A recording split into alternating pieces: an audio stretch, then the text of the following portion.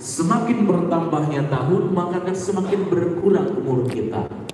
Maka dengan adanya momen pergantian tahun tersebut menjadi momen bagi kita semua untuk bermuhasabah, introspeksi diri kita, sudah sejauh mana bekal yang sudah kita siapkan menuju masa depan kita, yaitu akhirat. Walal akhiratu khairul laka minal ula.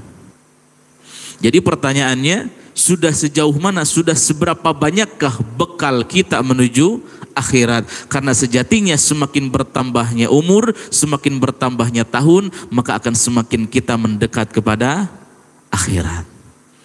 Maka oleh karena itu, hadirin wa hadirah Bapak Ibu yang dirahmati Allah Subhanahu wa taala, maka perbanyaklah bekal kita menuju masa depan kita, yaitu akhirat. Apa bekal yang terbaik? Wa tazawwadu fa inna khairaz zadi taqwa, dan berbekallah kalian, kata Allah, karena sesungguhnya bekal yang terbaik adalah ketakwaan kepada Allah Subhanahu wa taala. Imtitsalu awamirillahi wa jitinabun nawahi, mengerjakan segala perintah Allah, menjauhi segala larangan Allah Subhanahu wa taala.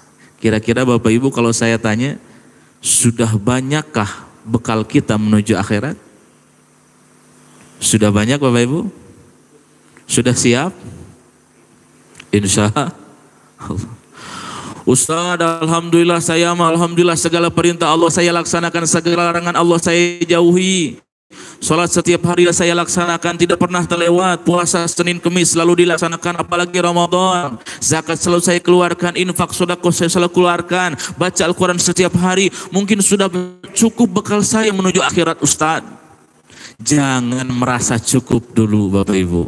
Mohon maaf, jangankan kita, seorang sahabat Rasulullah SAW saja, dulu di zaman Rasul ada seorang sahabat rajin ibadah Pak. Rajin sholat, rajin pengajian, rajin semuanya. Yang namanya sahabat itu dibimbing oleh Rasulullah SAW. Tapi ternyata Bapak Ibu yang dirahmati Allah Subhanahu wa taala, di akhir hayatnya sahabat tersebut justru menyesal Bapak Ibu. Ada yang tahu sahabatnya namanya siapa Bapak Ibu? Nama sahabatnya adalah sahabat Thauban. Dalam riwayat yang lain disebut dengan sahabat Sya'ban. Kalau saya lebih mengambil Thauban. Jadi Bapak Ibu yang dirahmati Allah Subhanahu wa taala, sahabat Thauban ini yang namanya sahabat dibimbing oleh Rasul Bapak Ibu. Salatnya rajin, ibadahnya rajin, banyak melakukan kebaikan, rajin melakukan ibadah kepada Allah Subhanahu wa taala. Di antara kebaikan sahabat Thauban ini, di antaranya Bapak Ibu, pada suatu pagi hari ketika sahabat Thauban hendak sarapan, beliau sarapan dengan sepotong roti dan segelas air susu. Lalu kemudian ketika beliau sarapan, tiba-tiba datang orang yang sedang kelaparan, orang yang sedang meminta-minta, 3 hari sudah hampir 3 hari tidak makan. Akhirnya bagaimana Bapak Ibu yang dirahmati Allah Subhanahu wa taala? Karena kasihan, kemudian sahabat Thauban memotong rotinya menjadi 2, mengambil gelas yang lain dibagi susunya menjadi 2, lalu diberikan kepada orang yang kelaparan tadi. Mangka dia hayu orang tuang sasarangan, makanlah beliau bersama-sama. Akhirnya alhamdulillah biidnillah biqudratillah, asbab pertolongan sahabat Thauban, orang tersebut selamat dari kematian gara-gara kelaparan. Yang kedua Bapak Ibu yang dirahmati Allah Subhanahu wa taala, di antara kebaikan sahabat Thauban, di antaranya pada suatu subuh hari ketika subuh, sahabat Thauban hendak pergi ke masjid untuk melaksanakan sholat subuh berjamaah. Pada waktu itu sedang musim dingin Bapak Ibu. Di Mekah Madinah kalau sedang musim dingin, dingin sekali. Akhirnya kemudian sahabat Thauban kena dingin, maka kemudian beliau memakai jaket, memakai jubah, dan jubahnya pun tidak hanya satu Bapak Ibu, beliau memakai 2 jubah. Jubah yang masih bagus beliau pakai di dalam, jubah yang sudah agak lusuh beliau pakai di luar. Berangkatlah beliau menuju masjid Bapak Ibu. Qadarullah, takdir Allah Subhanahu wa taala, di perjalanan ternyata ada orang yang sedang tersungkur menggigil kedinginan. Lalu kemudian dihampiri oleh sahabat Thauban. Lalu kemudian bagaimana? Diberikanlah jubah yang sudah jelek, diberikan kepada orang yang sedang menggigil kedinginan tadi. Akhirnya kemudian dipapah oleh beliau, bersama-sama berangkat menuju masjid. Alhamdulillah, asbab pertolongan sahabat Thauban, orang tersebut selamat dari kematian gara-gara kedinginan. Kemudian yang ketiga Bapak Ibu yang dirahmati Allah Subhanahu wa taala, di antara kebaikan sahabat Thauban Bapak Ibu, sahabat Thauban itu tidak pernah tertinggal melaksanakan sholat subuh berjamaah. Insya Allah sama seperti bapak-bapak dan ibu-ibu di sini. Amin. Dan kebiasaan sahabat Thauban, Bapak Ibu, jika masuk masjid, duduk di masjid, beliau duduknya di saf pertama. Saf pertama di pojok sebelah kanan, sebelah sana. Itu kebiasaan sahabat Thauban. Setiap subuh berangkat sebelum dikumandangkan adzan subuh sudah di masjid, duduk di pojok kanan. Kemudian masuk lagi terus ke pojok kanan. Setiap hari begitu. Namun pada suatu subuh, di mana ketika Rasul masuk ke dalam masjid yang biasanya sahabat Thauban sudah nongkrong di depan, di saf pertama, di sebelah kanan. Pada subuh itu ternyata sahabat Thauban belum ada di masjid. Kata Rasul, kemana sahabat Thauban? Kok tak biasanya ada langsung ada di depan, sekarang tidak ada. Dikumandangkanlah adzan subuh, sahabat Thauban masih belum ada. Dilaksanakanlah sholat, sahabat Thauban masih belum ada. Beres sholat, Rasul kemudian lihat ke belakang. Ditanya oleh Rasul para sahabat, wahai para sahabatku, adakah di antara kalian yang tahu kemana sahabatku Thauban? Kenapa hari ini dia tidak datang ke masjid? Para sahabat, ya Rasul, kami tidak tahu. Karena memang rumah sahabat Thauban itu jauh dari masjid, Bapak Ibu. Para sahabat tidak ada yang tahu kabar beliau. Lalu kata Rasul, adakah di antara kalian yang tahu di mana rumahnya sahabat Thauban? Ada seorang sahabat mengacungkan tangan, saya ya Rasul tahu di mananya rumahnya sahabat Thauban. Kalau kata Rasul, kalau begitu nanti selepas syuruk, selepas isyraq, kita akan pergi ke rumahnya sahabat Thauban, menengok rumah sahabat Thauban, barangkali beliau sedang sakit.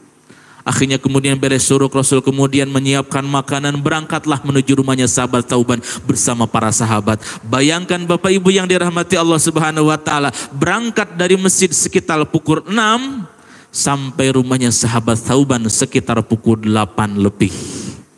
2 jam perjalanan jalan kaki menuju rumahnya sahabat Thauban. Kurang lebih dari sini sampai ke Gazebo, nyampe 2 jam? Nyampe Pak ya? Dari sini ke Gazebo rumahnya. Sampailah Bapak Ibu yang dirahmati Allah Subhanahu wa taala, Rasul sampai di rumahnya sahabat Thauban, diketuklah pintunya, lalu salam, tok tok tok, assalamualaikum. Ternyata dari dalam ada yang menjawab waalaikumsalam. Dibuka arah pintunya rumah sahabat Thauban. Ternyata yang membuka adalah istrinya. Kata Rasul, betulkah ini rumahnya sahabat Thauban? Betul ya Rasul. Siapakah engkau? Aku istrinya ya Rasul. Mana sahabatku Thauban? Kenapa tadi tidak melaksanakan sholat subuh berjamaah? Bagaimana jawaban istri Thauban? Ya Rasul, suamiku tadi malam telah meninggal dunia. Inna lillahi wa inna ilaihi raji'un. Maka kemudian Rasul bertakziah di rumahnya sahabat Thauban. Namun ternyata Bapak Ibu yang dirahmati Allah, di sela-sela takziah Rasul di rumahnya sahabat Thauban, istri Thauban kemudian bertanya kepada Rasul, ya Rasul, ada apa istri Thauban? Ada suatu hal yang janggal dengan suamiku ya Rasul. Janggal kenapa wahai istri Thauban? Ya Rasul, suamiku tadi malam ketika sakaratul maut justru berteriak ya Rasul.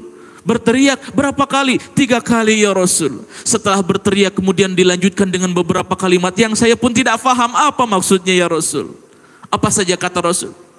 Kata istri Thauban kemudian menjawab, yang pertama ya Rasul, suamiku berteriak, aduh, kenapa tidak semuanya? Yang kedua, suamiku berteriak, aduh, kenapa tidak yang bagus? Dan yang ketiga, suamiku berteriak, aduh, kenapa tidak lebih jauh? Lalu kemudian datanglah malaikat Jibril membawakan firman Allah Subhanahu wa taala, surat Qaf ayat ke-20 sampai 22. Bagaimana firman Allah?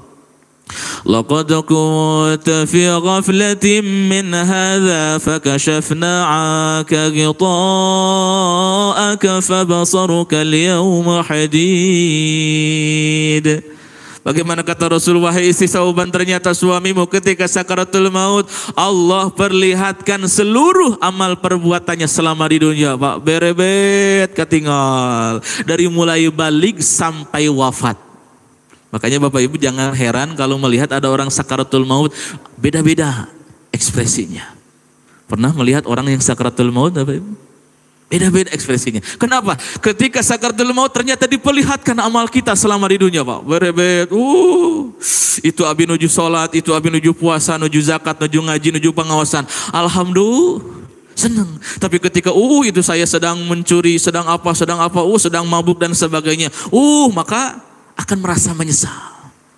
Akhirnya Bapak Ibu yang dirahmati Allah, ternyata diperlihatkan kepada sahabat Thauban oleh Allah Subhanahu wa taala bagaimana pahalanya ketika beliau di antaranya Diperlihatkan kepada beliau bagaimana pahalanya ketika sahabat Sauban memberikan makanan kepada orang yang kelaparan. Padahal cuma sepotong roti dan setengah gelas air susu diberikan kepada orang yang kelaparan. Oh, ternyata pahalanya begitu besar, surganya begitu indah.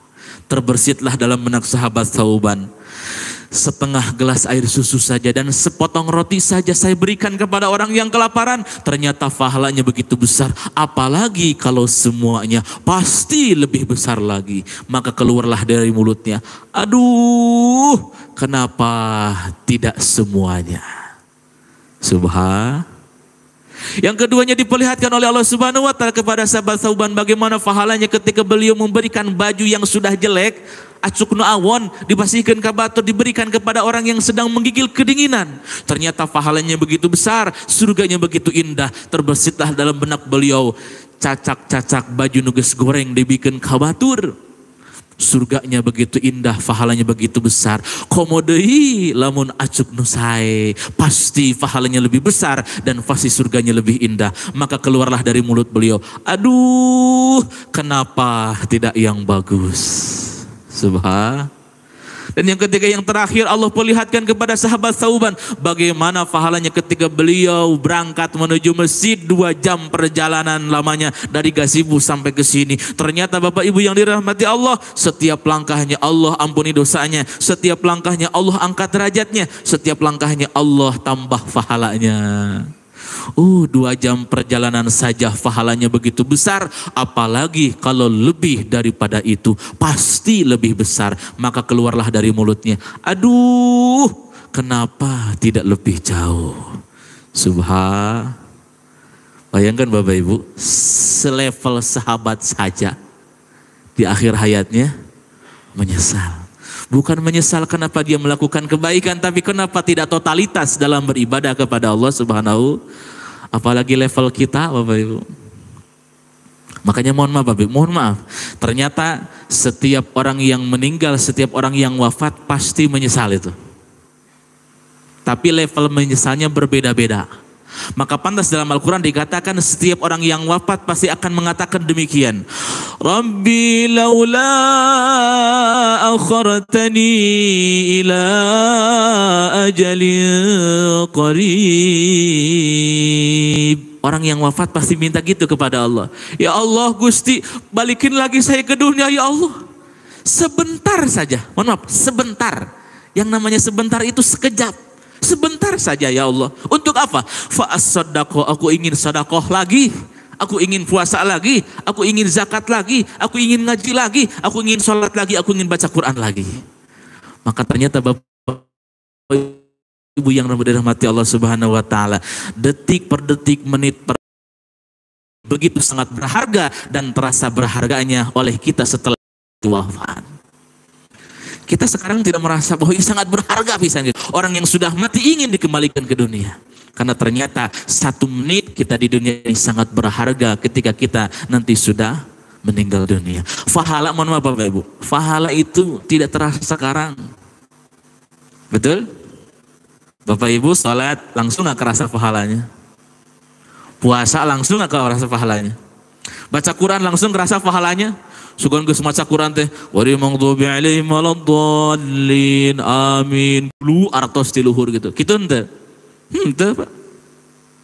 Sayyidina Ali pernah mengatakan, ad-dunya daru amalin bila sawabin. Dunia itu tempat beramal, belum ada pahalanya. Karena pahala itu urusannya bukan di dunia, tapi di alam akhirat, alam kubur dan amal akhirat. Baru terasa pahala itu ketika kita sudah berpindah ke masa depan kita, yaitu alam kubur dan alam akhirat. Pak, Bu, kalau seandainya pahala terlihat dan terasa sekarang, saya yakin masjid ini penuh, Pak. Kalau seandainya pahala terlihat dan terasa sekarang, kan itu orang itu biasa bisa percaya itu biasanya yang pertama bisa melihat, yang kedua bisa merasakan. Bapak Ibu percaya nggak ada air? Percaya? Karena bisa melihat dan bisa merasa.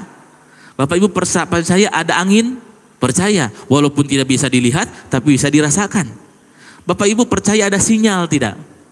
Pernah melihat sinyal? Sugan ayah ketinggal sinyal itu tina tower TKD belum pernah, tapi percaya karena bisa merasakan.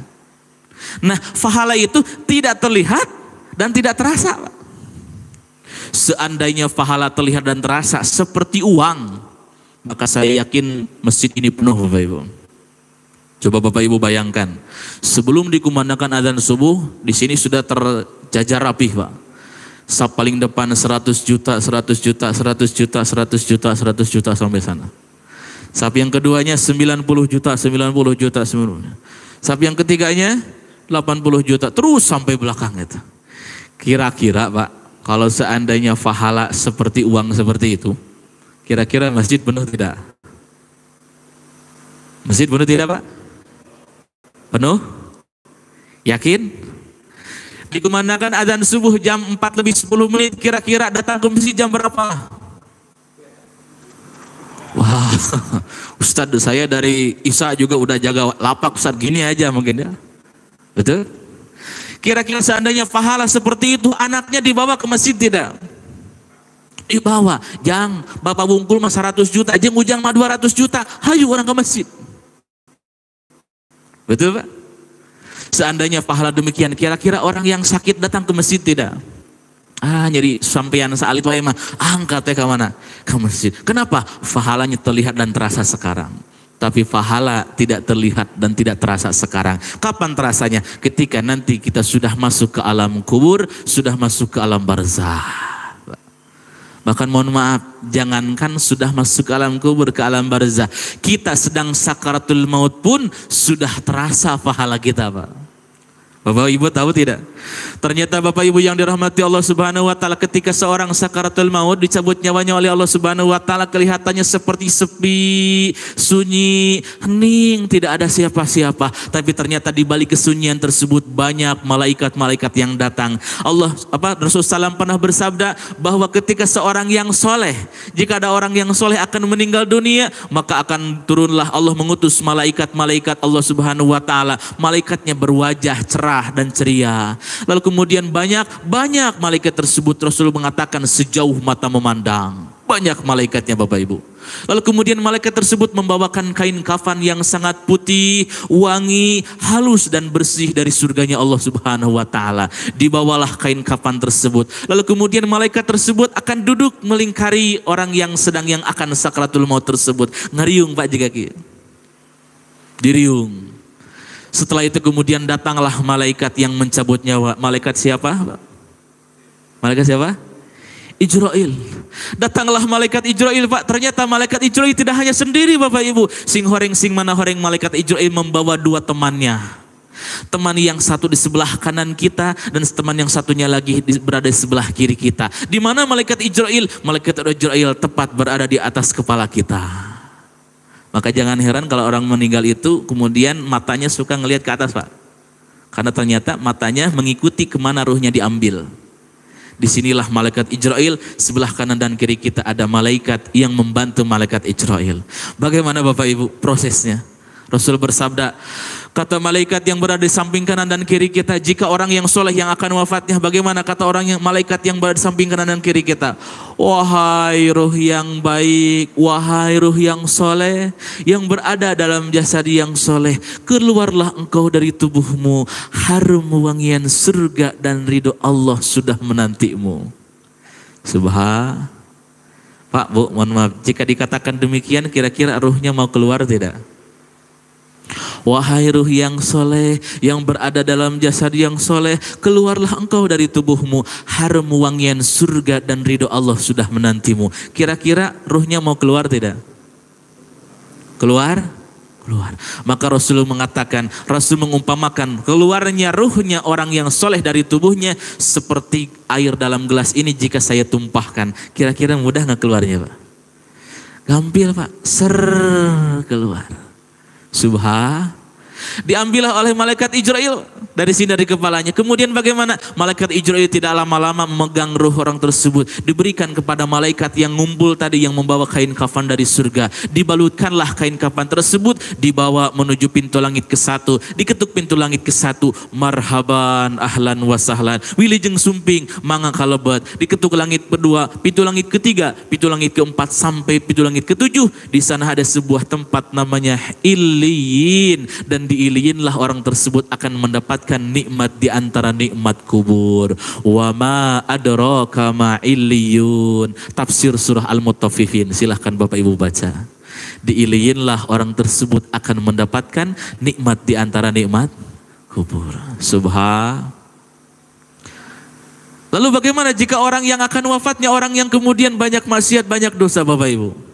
Subhanallah, ternyata jika orang yang akan wafatnya orang yang banyak dosa, maka kemudian malaikat yang diutus oleh Allah Subhanahu wa taala bukanlah malaikat yang berwajah cerah, tapi malaikat yang berwajah masam, malaikat yang berwajah muram durja. Kemudian malaikat tersebut tidak membawakan kain kafan dari surga, tapi malaikat tersebut membawakan karung yang sangat kasar, karung yang sangat bau busuk. Nauzubillahi min. Kemudian turunlah malaikat tersebut menghampiri orang yang akan meninggal dunia. Ngariung jika kia jauh banyak sejauh mata memandang, kata Rasulullah SAW. Lalu datanglah kembali malaikat Israil bersama dua temannya. Bagaimana kata dua teman malaikat Israil? Wahai ruh yang kotor, yang berada dalam jasad yang kotor, keluarlah engkau dari tubuhmu, api, nanah dan darah sudah menantimu. Nauzubillahi. Pak, Bu, kira-kira kalau dikatakan demikian mau nggak keluar ruhnya? Gak mau. Api, nanah dan darah sudah menantimu. Maka kemudian ruhnya nggak mau keluar Bapak Ibu. Ketika akan dicabut oleh malaikat Jibril, ruhnya menolak untuk keluar. Maka kata Rasul kemudian ruhnya ngumpet di kakinya. Ketika ruhnya ngumpet di kakinya, maka dipukullah oleh malaikat, peledak kakinya. Pindah ke perutnya, dipukullah perutnya, peledak. Pindah ke tangannya, dipukullah tangannya. Pindah ke kepalanya, dipukullah kepalanya, peledak. Sampai ketika di kepala, maka langsung disebutlah, ambillah oleh malaikat Jibril. Menolak untuk keluar. Mohon maaf Bapak Ibu, Rasul mengumpamakan, mencontohkan keluarnya ruh orang yang jahat, ruh orang yang tidak baik, orang yang buruk. Ketika keluar dari jasadnya, bagaikan ibu-ibu kalau punya kerudungnya kemudian dililitkan ke bunga ros, ke pohon bunga ros. Bunga ros kan banyak durinya ya.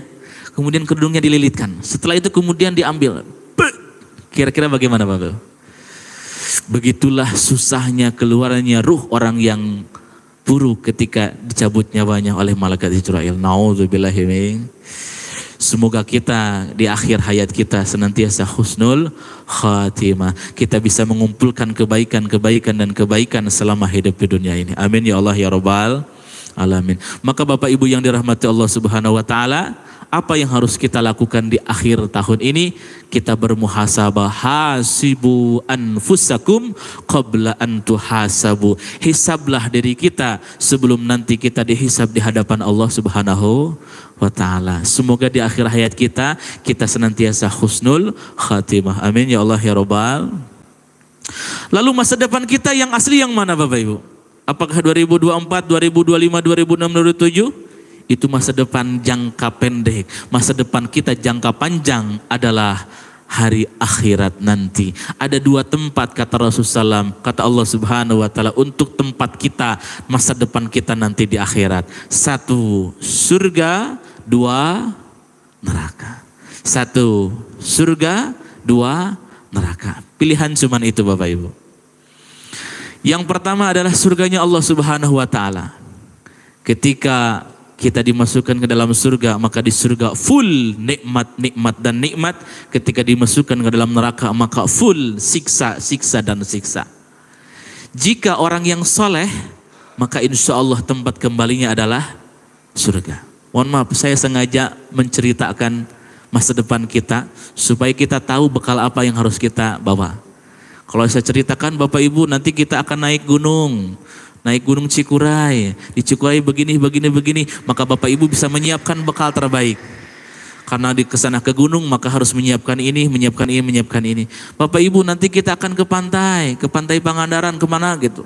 Maka yang disiapkan ini. Sengaja saya ceritakan masa depan kita, supaya kita bersiap-siap menyiapkan bekal kita untuk menuju akhirat nanti.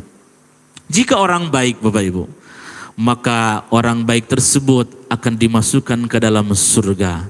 Namun Bapak Ibu yang dirahmati Allah, ternyata sebelum masuk surga kita akan ditahan dulu oleh Allah. Jadi kalau Bapak Ibu masuk surga, amin ya. Nanti kita akan ditahan dulu Pak.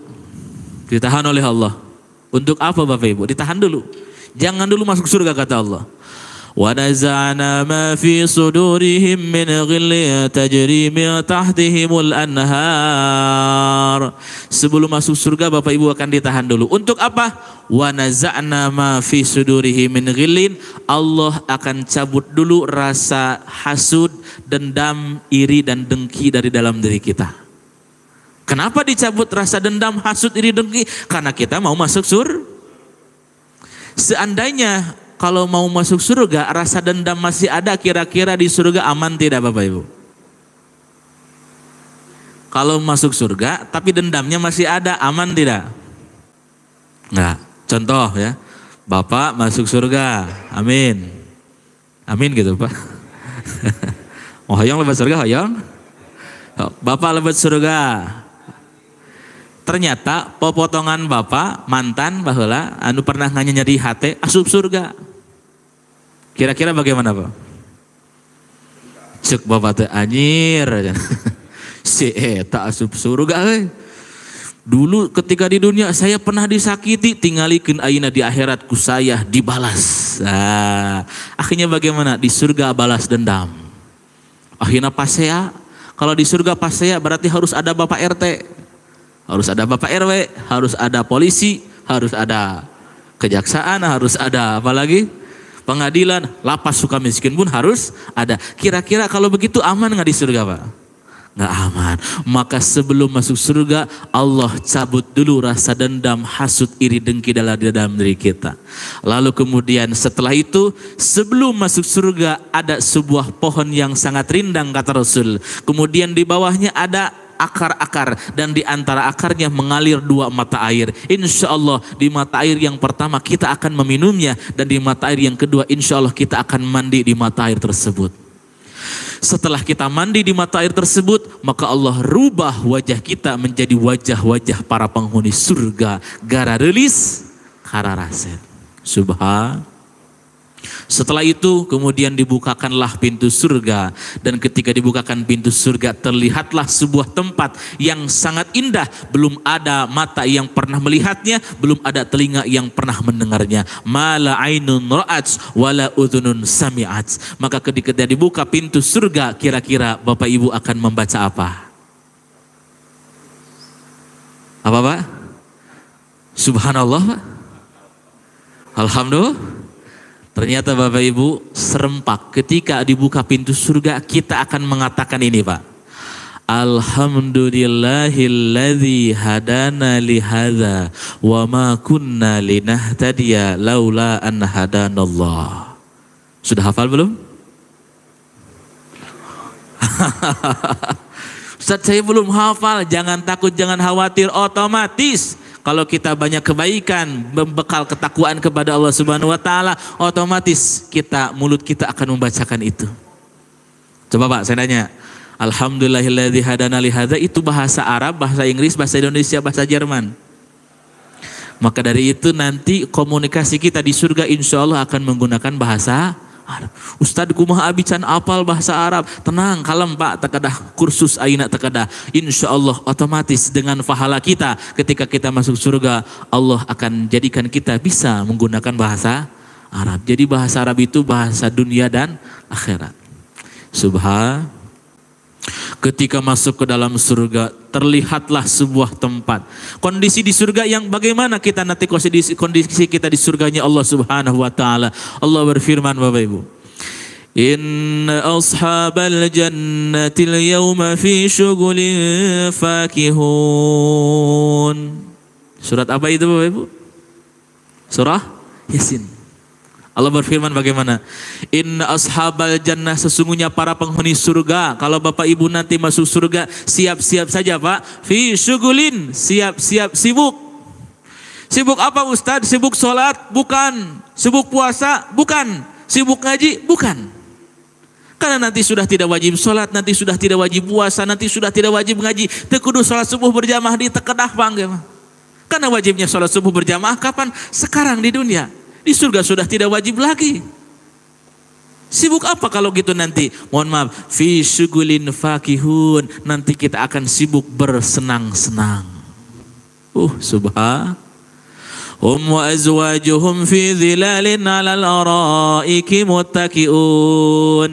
Mereka bersama pasangan-pasangannya akan bernaung di bawah pohon-pohon rindang di surganya Allah. 'Alal araiki muttaqiun. Mereka akan bersenda gurau di atas pelaminan mereka masing-masing. Subhan. Lahum fiha fakihatu wa lahum ma yad'un. Bagi mereka di surga disediakan buah-buahan. Buah-buahan apa yang tidak di surga ada semuanya Bapak Ibu. Bapak mau buah durian ada di surga, buah rambutan ada di surga, buah apel, anggur dan sebagainya ada di surga. Ustadz mirip nggak? Mirip Pak. Bentuknya mirip, mirip. Wa utubihi mutasyabiha. Mirip bentuknya seperti apa yang ada di dunia, tapi kata para malaikat rasanya jauh berbeda, lebih nikmat buah-buahan yang ada di surga. Bahkan mohon maaf Bapak Ibu, dalam ayat yang lain dikatakan qutufuha daniyah. Di surga itu buah-buahannya akan didekatkan oleh Allah Subhanahu wa taala. Jangankan Bapak Ibu sambil berdiri, sambil duduk saja bisa memetiknya. Jangankan sambil duduk, sambil terlentang saja bisa memetiknya. Subhan. Dan mohon maaf Bapak Ibu, la maqtu'atu wa la mamnu'ah. Buah-buahan di surga itu tidak akan ada henti-hentinya Pak. Jadi tak ayam musimna di surga. Mohon maaf, dalam hadis dikatakan kalau Bapak memetik, dipetik maka akan muncul lagi. Dipetik satu, muncul lagi. Petik lagi, muncul lagi. Begitulah buah-buahan di surga. Maka pada suatu saat Rasul kemudian ketika sholat berjamaah, sholat duhur bersama para sahabatnya. Ini mohon maaf Bapak Ibu, dalam sebuah riwayat dikatakan ketika Rasul sedang sholat berjamaah dengan para sahabatnya, tiba-tiba Rasul ketika mengimami langsung berjalan ke depan Pak. Satu langkah ke depan. Lalu kemudian seperti mengambil sesuatu tangannya, tapi kemudian mengembalikan lagi, lalu kemudian mundur lagi ke belakang.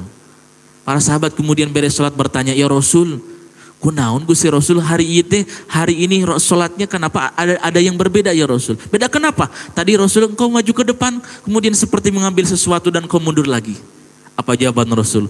Wahai para sahabatku, ketika tadi aku sholat, Allah perlihatkan kepadaku bagaimana kondisi di surganya Allah. Lalu kemudian aku melihat ada buah anggur di surga.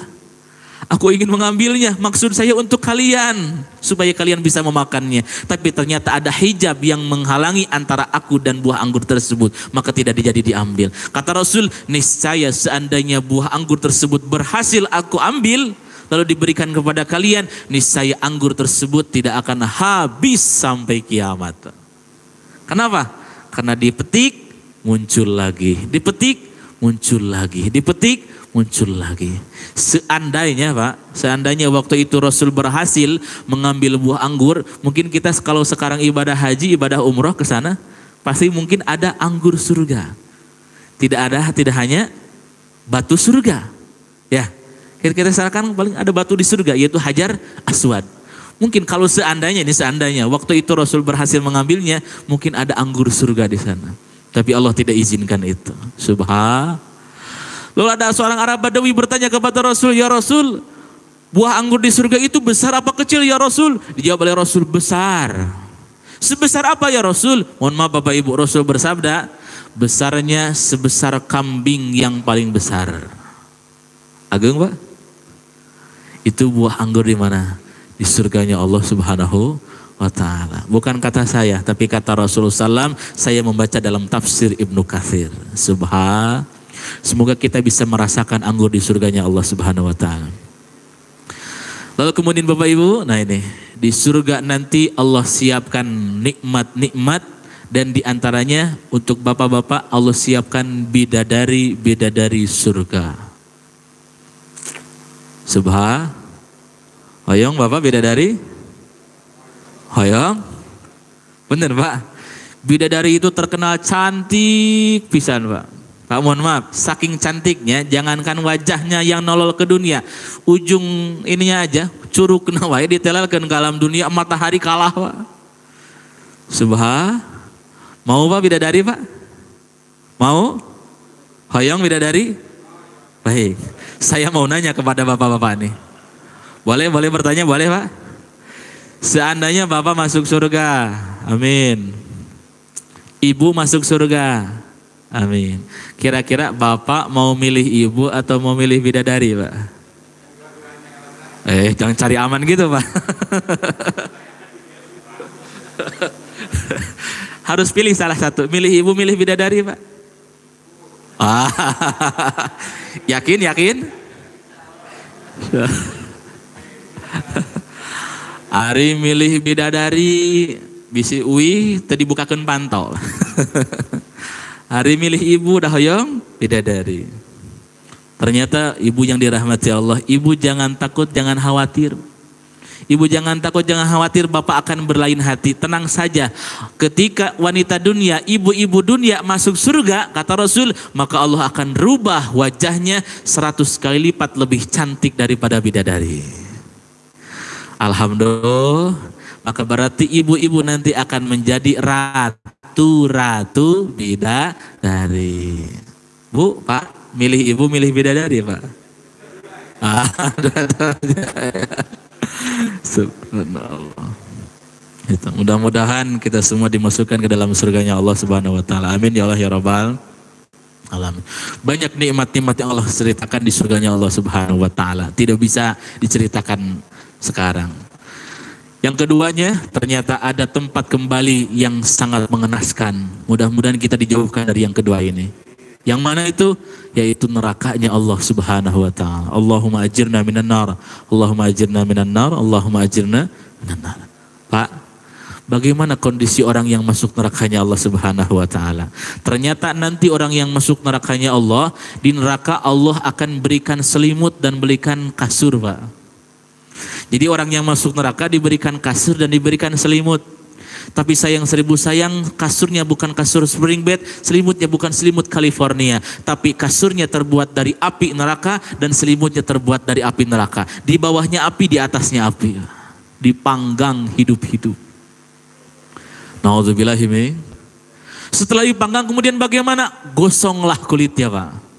Setelah gosong kulitnya akan bagaimana? Ganti kulit lagi. Dibakar lagi, gosong lagi, ganti kulit lagi, bakar lagi, gosong lagi, ganti kulit lagi, bakar lagi. Begitulah kehidupan orang yang dalam neraka seharinya. Ustadz, berapa kali orang yang masuk neraka berganti kulit? Rasul bersabda dalam tafsir Ibnu Katsir, kata Imam Ibnu Abu Haytham, Rasul bersabda bahwa orang yang masuk neraka nanti ketika dibakar kemudian ganti kulit, mereka akan berganti kulit dalam satu hari sebanyak 70.000 kali. Subhanallah. Kira-kira kuat nggak Pak kita? Alhamdulillah. Lalu bagaimana kondisinya lagi? Rasul bersabda, ya azumu ahlun nari finnar, orang yang masuk neraka nanti badannya akan dibesarkan oleh Allah Subhanahu wa taala. Nanti orang yang masuk neraka badannya gede, Pak. Besar. Sebesar apa, Ustadz? Mohon maaf, Rasul bersabda, jangankan kepalanya, jangankan kakinya, jangankan badannya. Adrasyahu mathala Uhudin, gigi gerahamnya saja sebesar gunung Uhud, Pak. Apa kalau ke Madinah, gunung Uhud besar tidak, Pak? Bayangkan gigi gerahamnya saja sebesar gunung Uhud. Gunung Uhud itu berapa kilometer, Pak? Kurang lebih sekitar 7 kilometer. Gigi sebesar 7 kilo. Bayangkan dalam diri kita itu ada 16 gigi bawah, 16 gigi atas. 16 dikali 7 berapa kira-kira, Pak? 100 kilometer lebih. Wow, senabunggul, Pak. Dari sini sampai sini sekitar 100 km lebih jarak Bandung Jakarta. Besar? Besar. Bagaimana dengan hidungnya, bagaimana dengan kepalanya, bagaimana dengan tangannya? Besar? Besar. Apa tujuan Allah Subhanahu wa taala membesarkan para penghuni neraka? Satu, liyadzukul azab, agar mereka merasakan azab dari Allah Subhanahu. Maksudnya bagaimana Bapak Ibu? Semakin besar badannya, maka akan semakin lama dipanggang dalam api neraka. Logikanya, kalau kita ingin membakar nyamuk, Pak, supaya gosong kira-kira cukup 2 menit. Nyamuk dibakar supaya sampai gosong, cukup 2 menit? Cukup. Tapi kalau kita mau bakar gajah, cukup 2 menit tidak? Tidak cukup. Mungkin 1 hari. Betul? Maka semakin besar badan orang yang masuk nerakanya Allah, maka akan semakin lama merasakan panasnya api neraka. Nauzubillahi min Apa makanannya? Makanannya adalah pohon zakum. Apa minumannya? Air yang mendidih yang sangat panas. Na'udzubillah, summa na'udzubillah. Semoga kita dijauhkan dari neraka dan dimasukkan ke dalam surganya Allah Subhanahu. Apa tadi bekal kita? Wa tazawwadu fa inna khairaz zadid taqwa. Marilah kita berbekal untuk bekal kita di akhirat nanti supaya kita selamat, yaitu dengan ketakwaan kepada Allah Subhanahu wa taala. Takwa, takwa dan takwa. Laksanakanlah perintah Allah, jauhi larangan Allah Subhanahu wa taala. Salat, zakat, puasa, ibadah haji, baca Quran, sedekah dan lain sebagainya. Tapi mohon maaf Bapak Ibu, nitip, kalau kita melaksanakan ketakwaan kepada Allah, melaksanakan perintah Allah Subhanahu wa taala, maka nitip niatnya terlebih dahulu. Mohon dikoreksi niatnya. Kenapa? Rasul bersabda, innamal a'malu binniyat. Segala sesuatu itu tergantung pada niatnya. Jika niatnya karena Allah, maka insya Allah akan berbuah pahala di sisi Allah. Tapi niatnya bukan karena Allah, niat karena ingin kepuji oleh orang lain, riya al-amali ajlinas, beramal karena ingin dipuji oleh orang lain, maka tidak akan dapat pahala di sisi Allah Subhanahu wa taala. Berarti kuncinya apa Bapak Ibu? Ikhlas. Hari ini Bapak Ibu datang ke sini ikhlas tidak? Ikhlas? Ridho? Bapak Ibu masukin uang ke kenceleng, ikhlas tidak Pak? Ridho? Ridho? Coba saya mau tanya, ikhlas dan ridho sama apa beda Pak? Kita kan sering mendengar sing ikhlas, sing ridho, betul ya? Coba saya tanya, ikhlas dan ridho itu sama beda Pak? Sama beda? Apa bedanya Pak? Oh bedanya kalau ikhlas mah ikhlas, kalau ridho mah ridho. Coba sedikit kita bedakan yang mana ikhlas, yang mana ridho. Boleh? Boleh? Tapi saya mohon suaranya Bapak Ibu. Tinggal jawab saja ikhlas atau ridho. Boleh? Ya, coba. Bedakan yang mana ikhlas, yang mana ridho. Bapak Ibu melaksanakan sholat yang 5 waktu. Subuh, duhur, asar, maghrib, isya. Ikhlas apa ridho Pak? Yang kencang. Ikhlas apa ridho? Ridho ente. Beres sholat, Bapak Ibu baca Quran. Baca Qurannya ikhlas apa ridho? Tuh, ikhlas ridho apa? Ya, ikhlas. Ridho ente. Ridho. Lalu kemudian beres baca Quran, keluar dari masjid, ternyata sendalnya ada yang ngambil. Ikhlas ridho apa? Ikhlas kan, ridho kan? Lalu kemudian Bapak Ibu berangkat dari rumah masing-masing, subuh-subuh tuturubun berangkat menuju masjid ini. Bapak niatnya harus ikhlas ridho. Ikhlas ridho? Pulang dari sini ternyata di jalan ada bapak-bapak keserempet ke motor. Beledak, si bapaknya ngomel-ngomel. Oh si ada sanurus tunjung dan sebagainya. Yang nubruknya malah lari kabur. Datanglah bapak, datanglah ibu. Cek bapak, cek ibu. Ken bapak sing ikhlas ridho. Lalu kemudian karena sakit pantatnya sampai buncunur, cek orang Sunda mah, dibawa oleh bapak lah ke rumah sakit Hermina. Bapak nolong si bapak tersebut ke rumah sakit Hermina. Harus ikhlas, harus ridho. Ikhlas ridho. Ini makin lama makin pusing ini Pak ya.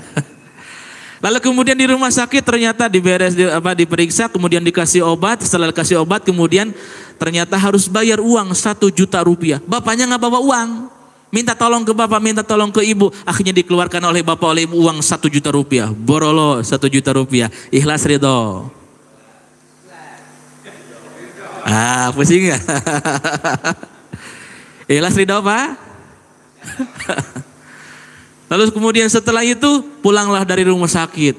Beres pulang dari rumah sakit ternyata seminggu kemudian ada yang nelpon. Assalamualaikum. Waalaikumsalam.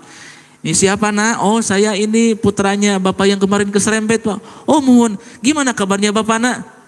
Pun bapak tengantunkeun Pak. Innalillahi wa inna ilaihi.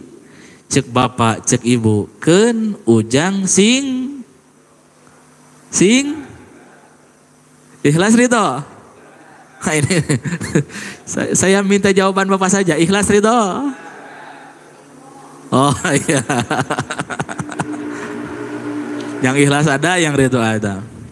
Baik, supaya tidak berlarut-larut ya, karena waktu sudah jam 6 kurang. Saya sedikit sedikit kasih kisi-kisinya. Ternyata kata Imam Al-Ghazali dalam kitab Ihya Ulumuddin, ternyata Bapak Ibu ikhlas dan ridho itu berbeda.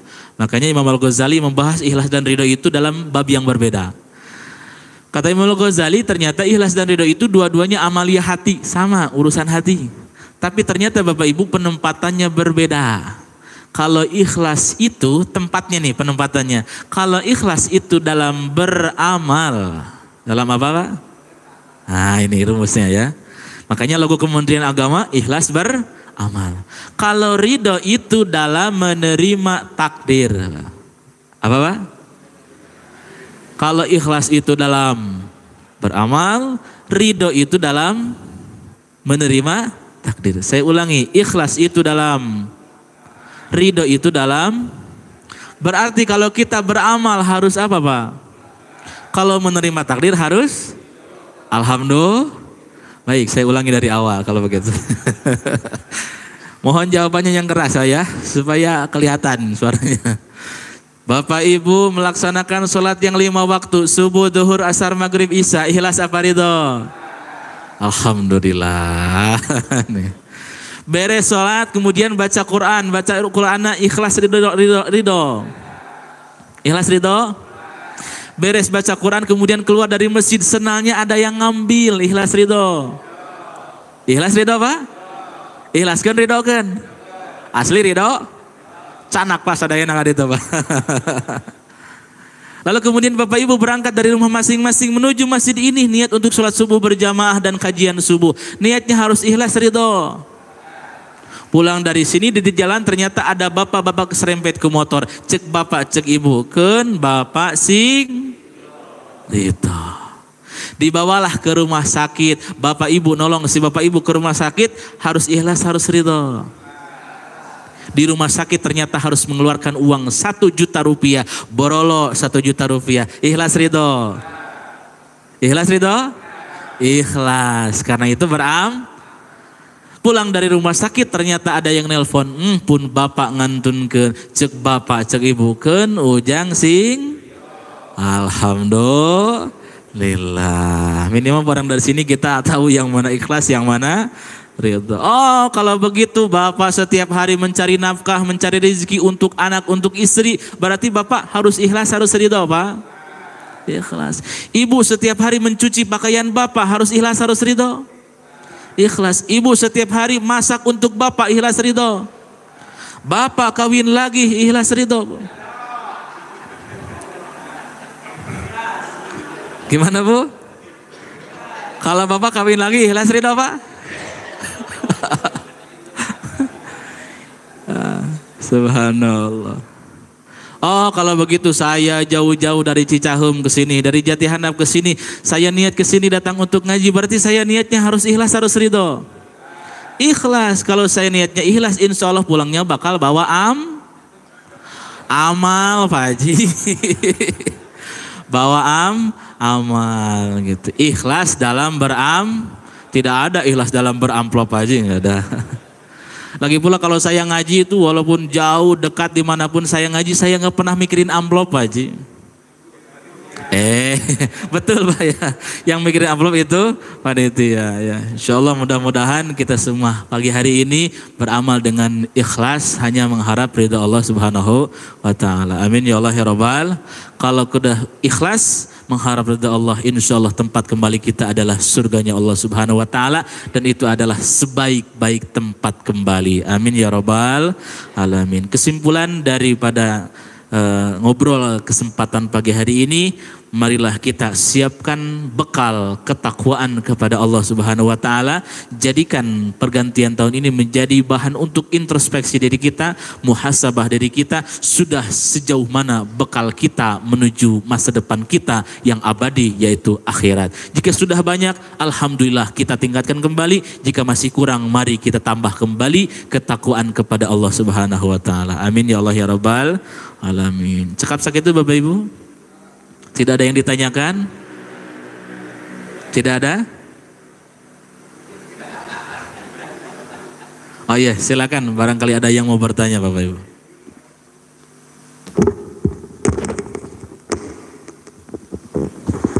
Mangga Bapak-bapak, Ibu ada yang mau bertanya silakan. Sekitar 5 menit lah sampai jam 6 pas.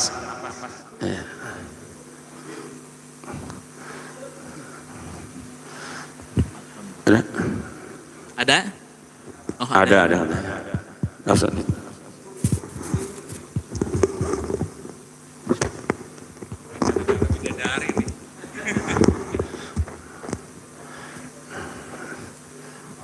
Aya no aneh nanti tanyakan. Kalau untuk laki-laki bidadari katanya, kalau untuk perempuan apa katanya gitu. Mangga Ibu silakan. Ayah ya Bu, mangga. Hatur nuhun. Assalamualaikum warahmatullahi wabarakatuh. Waalaikumsalam. Tadi Pak Ustadz nyarioskeun anu nuju langsung sakaratul maut. Nah janten anu harirup gitu. Ngabantuna anu sakratul maut naon wae anu didugikeun atanapi anu dibantos. Teras deui upami langsung pupus aya tadi disebatkeun di alam kubur sareng alam barja. Nah ieu teh atos langsung dugi ka neraka atanapi surga atanapi langsung masih keneh di alam kubur. Eta panginten. Assalamualaikum warahmatullahi wabarakatuh. Waalaikumsalam warahmatullahi wabarakatuh. Satu orang lagi silakan. Mangga Pak Aris. Bismillahirrahmanirrahim. Caketkeun Pak Aris. Saat ini kita Caketkeun aya caketkeun. ketika saat ini kita mengikuti proses untuk memilih wakil dan calon presiden. Ketika apa yang kita niatkan, kita hanya memilih ada satu pilihan kita. Tetapi ketika kejadiannya tidak seperti itu, boleh nggak saya katakan bahwa saya tidak ridho untuk yang seperti itu? Karena saya lihat proses yang dijalankan tidak sesuai dengan apa yang kita harapkan. Sepertinya boleh tidak seperti itu, Ustadz. Makasih. Assalamualaikum warahmatullahi wabarakatuh. Boleh tidak ridho gitu? Kenapa? Yang apa gimana pertanyaannya? Ya, kurang kedengar lah. Caketkeun. Tes tuh. Ya. Saya ingin bertanya kondisi saat ini ketika kita memilih calon presiden dan wakil presiden. Apa yang kita harapkan tidak seperti kejadiannya. Jadi andai kata kita memilih calon presiden, tetapi yang terjadi tidak seperti itu. Boleh nggak saya mengatakan saya tidak ridho untuk kejadian kenapa pemilihan seperti itu terjadi, dan kita lihat bahwa apa yang dilakukan itu banyak hal-hal yang tidak baik. Segitu aja Pak. Makasih. Assalamualaikum. Ya, cekap mangga Ustaz. Tadi Ibu dulu silakan. Apa pertanyaan dari Ibu tadi? Baik, wallahu a'lam bishawab. Allah yang Maha tahu jawaban yang terbaik. Saya hanya manusia biasa Pak ya. Baik, yang pertama apa yang bisa kita lakukan jika orang sedang sakaratul maut? Bagi orang yang hidup, maka dianjurkan untuk bisa membimbingnya. Karena orang ketika sakaratul maut matanya sudah tidak bisa berfungsi, semuanya yang lain sudah tidak berfungsi. Berawal dari bawah dari sini, terus sampai ke sini. Kalau sudah sampai sini biasanya ada, nah gitu ya. Maka yang berfungsi ketika itu adalah telinga. Telinganya masih berfungsi. Maka bimbinglah, la ilaha illallah, la ilaha illallah, ataupun Allah, Allah, Allah, agar mulutnya pun ikut mengucapkan Allah, Allah. Man kana akhiru kalamihi la ilaha illallah dakhala jannah. Barang siapa orang yang di akhir hayatnya mengucapkan la ilaha illallah, maka dia dijamin masuk surga. Amin ya rabbal. Jadi orang yang masih hidup, maka lakinu mautakum, talkinkanlah ke telinganya dengan lafaz la ilaha illallah, seperti itu. Itu yang bisa kita lakukan. Ataupun yang kedua, jika ada orang yang susah ke sakratul mautnya, berhari-hari susah sakratul mautnya. Mohon maaf, silakan saja Bapak Ibu bacakan surah Yasin. Itu. Ada sebuah hadis yang mengatakan Iqra'u ala mautakum surah Yasin, surah Yasin, bacakanlah kepada orang yang mati di antara kalian surah Yasin. Bacakanlah surah Yasin karena di antaranya fadilah surah Yasin itu di antaranya Allah akan mempermudah segala urusan. Seperti mudahnya Rasul kan berhijrah dari Mekah ke Madinah. Di depan rumah Rasul ada orang-orang yang sudah siap dengan pedangnya. Kemudian Rasul membacakan surah Yasin, wa ja'alna min baini aydihim sadda wa min khalfihim saddan faghshaynahum fahum la yubsirun. Dibawa segenggam pasir, kemudian Rasul melewat, ditimpakanlah pasir tersebut, ditabuhkan ke atas kepala orang-orang yang sedang ngumpul di depan rumah Rasul. Mereka tidak bisa melihatnya. Maka dari situlah di dalam tafsir Ibnu Katsir dikatakan di antara fadilah keutamaan surah Yasin adalah dipermudahkan segala urusan. Termasuk jika ada orang yang sakratul mautnya susah, maka bacakanlah surah Yasin. Saya pernah mengalaminya, Bu. Bukan pernah mengalami mati ya, mohon maaf ya. Jadi ada teman saya punya kakek, kemudian jatuh di sawah, kemudian hampir 2 hari masih begitu kondisinya. Kemudian kami datang silaturahim, lalu kemudian saya bacakan surah Yasin 3 orang bersama teman-teman. Qadarullah, takdir Allah, bukan saya yang ini ya, Allah yang menakdirkan. Beres. Innama amruhu idza arada syai'an an yaqula lahu kun fayakun. Fasubhanalladzi biyadihi malakutu kulli syai'in wa ilaihi turja'un. Ada. Sudah tidak ada. Seperti itu. Wallahu a'lam. Itu yang pertama. Pertanyaan yang kedua, nah ini, apakah orang yang sudah mati itu sekarang ada yang di neraka dan di surga ya? Betul ya? Nah, mohon Bapak Ibu, orang yang wafat dari zaman dulu sampai sekarang belum ada yang masuk surga, belum ada yang masuk neraka. Sekarang itu masih berada di mana? Di alam kubur atau alam barzah. Ya, alam barzah atau alam kubur. Jadi mereka sekarang itu sedang merasakan nikmat kubur atau sedang merasakan siksa kubur. Di antara nikmat kubur dan siksa kubur, nikmat kubur itu diantaranya setiap pagi dan sore mereka diperlihatkan bagaimana kondisi di surga. Oh iya surga, Bu, kalau Bapak Ibu ngelihat tempat kembali kita yang seperti itu, kira-kira bunga tuh? Bunga, diperlihatkan surga seperti itu setiap pagi dan sore. Orang yang mendapatkan siksa kubur diantaranya siksa kubur adalah diperlihatkan setiap hari itu bagaimana kondisi di nerakanya Allah Subhanahu Wa Taala. Oh gitu. Dan kemudian di atas siksa kubur adalah dihimpit oleh bumi, seperti itu. Jadi belum ada yang masuk surga, belum ada yang masuk neraka. Lalu apakah mereka bisa melihat kepada orang yang di dunia? Mohon maaf Bapak Ibu, ternyata orang yang sudah wafat itu bisa diizinkan oleh Allah bisa melihat keluarganya yang ada di dunia. Saya baca dalam tafsir Ibnu Katsir. Ternyata orang yang sudah wafat diizinkan oleh Allah bisa melihat keluarganya yang ada di dunia. Bukan dia yang datang ke sini, bukan. Tapi diizinkan melihat yang di dunia. Melihatnya ya Allah yang maha mengizinkan bagaimana cara melihatnya. Mungkin kalau seandainya diumpamakan seperti Bapak Ibu nonton TV. Ibu nonton TV sinetron. Ketika nonton TV cek ibu teh, ulah gitu maneh teh. Kira-kira orang yang di TV akan merespon kita tidak? Kita bisa melihat orang yang di TV, bisa melihat, bisa mendengar, bisa. Tapi orang yang di TV bisa mendengar kita tidak? Tidak. Maka almarhumah yang sudah meninggal dunia ketika melihat anaknya di dunia itu seperti itu. Jang bager kalsep ulah kitu anjeun teh. Kudu kieu, kudu kitu, ulah kitu, ulah kieu gitu. Maka mereka bisa mendengarkan. Makanya ketika bisa mendengar dan bisa melihat. Rasul mencontohkan ketika Abu Jahal mati di perang Badar, Pak ya. Abu Jahal mati, dan ketika Abu Jahal mati di perang Badar, keesokan harinya Rasul akan meninggalkan tempat Badar tersebut. Ketika Rasul akan meninggalkan tempat Badar tersebut, Rasul menghampiri makamnya Abu Jahal. Cek Rasul bagaimana, Bu? Wahai Abu Jahal, apakah engkau sudah mendapatkan adab yang sudah Allah janjikan kepadamu? Lalu Sayyidina Umar di belakang Rasul berkata, ya Rasul, ai Gusti Rasul teh ngobrol jeung jamin geus maot. Apa jawaban Rasul? Wahai Umar, engkau tidak lebih mendengar daripada dia. Berarti orang yang sudah meninggal telinganya, pendengarannya lebih awas daripada kita. Makanya dalam Islam tidak boleh mengatakan hal yang jelek kepada orang yang sudah meninggal. Seperti itu. Diizinkan oleh Allah untuk bisa melihat keluarganya yang ada di dunia. Maka perbanyaklah doa untuk orang tua yang sudah wafat. Gitu. Wallahu a'lam bishawab. Itu kurang lebih jawabannya. Yang terakhir, Pak Haji, subhanallah ini jawabannya berat ya. Pertanyaannya ini. Ya, tentang ikhlas dan ridho.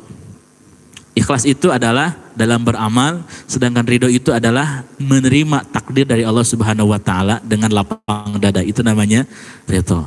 Ketika pemilihan presiden kemudian terjadi suatu hal yang tidak baik, ada kecurangan atau apa gitu ya, mungkin ya seperti itu mungkin. Lalu kemudian hasilnya tidak sesuai dengan yang kita inginkan. Maka yang pertama berlaku hadis man ra'a minkum munkaran falyughayyirhu biyadi. Ketika ada suatu hal yang jelek dalam prosesnya, maka falyughayyirhu biyadi. Kita harus berusaha untuk menahannya, berusaha untuk menangkalnya dengan kemampuan kita. Setidaknya kita berusaha untuk menolak daripada kemunkaran tersebut. Jika sudah terjadi, kemudian sudah tidak bisa diulangi dan sebagainya, ya tinggal kita ridho menerima takdir itu. Mudah-mudahan takdir 2024 takdir yang terbaik oleh Allah Subhanahu wa taala. Amin ya Allah ya rabbal alamin. Jadi kalau ada suatu hal yang tidak baik, maka lawan dulu, maka berusaha terlebih dahulu. Fa illam yastati fa bilisani, kalau tidak mampu dengan kekuatan, dengan lidah kita, dengan lisan kita.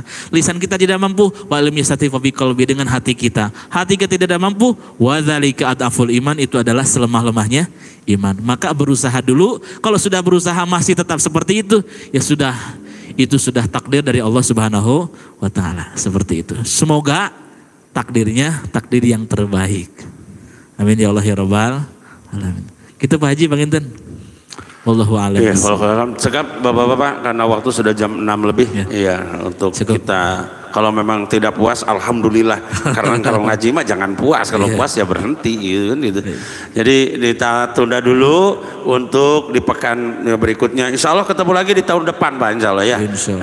Tahun depan ketemu lagi. Ya, jadi mudah-mudahan apa yang telah pagi ini kita lakukan, apa yang telah kita pagi ini terima, mudah-mudahan jadi ilmu buat kita, kemudian kita resapi, renungi, kemudian kita berusaha untuk mengamalkannya. Dan bagi apa yang sudah kita ketahui, yang tadi dilarang oleh Allah, dilarang oleh Rasul, kita renungi, kemudian kita menjiwai dan kita berusaha untuk meninggalkannya. Itulah takwa. Nah, mudah-mudahan pulang dari sini kita membawa bekal, ya, yaitu bekal takwa dari sini, sehingga nanti bisa pulang pun ke dalam kehadapan Allah kita membawa bekal ketakwaan. Hatur nuhun Ustadz Pak Aliuddin, insyaallah jazakallahu khairan katsira. Pada pagi ini banyak sekali yang bisa diterima oleh jamaah. Namun punten jamaahna itu si kukut, itu jamaahna teh sakieu we gitu. Jadi si kukut gitu. Tapi kami tidak berhenti, terus setiap pekan mengadakan, dan mudah-mudahan dengan usaha dan keistiqomahan mudah-mudahan bisa bertambah, dan alhamdulillah bertambah 1, 2, hilang 10 datang 2 gitu aja. Tapi itu maju sebetulnya mah. Ya kalau hilang 10 datang 2 apa itu maju gitu. Ya, beda dengan kalau yang lain mah kan kalau hilang 10 datang 2 itu rugi. Tapi kalau pengajian mah hilang 10 datang 2 itu enggak rugi. Justru itu untung. Nah itu kenapa? Sebab untung ayahnya datang oke gitu. Nah itu jadi subhanallah luar biasa. Nah mudah-mudahan Allah subhanahu wa ta'ala memberkahi kita semua. Sekali lagi saya ucapkan kepada Ustadz jazakallahu khairan katsira, dan insyaallah ilmunya bermanfaat, dan kami doakan kami semua mudah-mudahan bisa mengamalkan apa yang sudah diterima pada pagi ini. Demikian Bapak Ibu saudara sekalian jamaah yang mulia, insyaallah kita ketemu di pekan depan, di tahun depan ya, insyaallah kita dalam keadaan sehat walafiat insyaallah. Mari kita tutup bersama pengajian ini dengan membacakan hamdalah, istighfar, dan kifaratul majlis. Alhamdulillahirabbil alamin. Astagfirullahaladzim, astagfirullahaladzim, astagfirullahaladzim. Subhanakallahumma bihamdika asyhadu an la ilaha illa anta astaghfiruka wa atubu ilaik. Wassalamualaikum warahmatullahi wabarakatuh. Mangga setelah sarapan rohani di payun aya sarapan jasmani. Iya, insyaallah.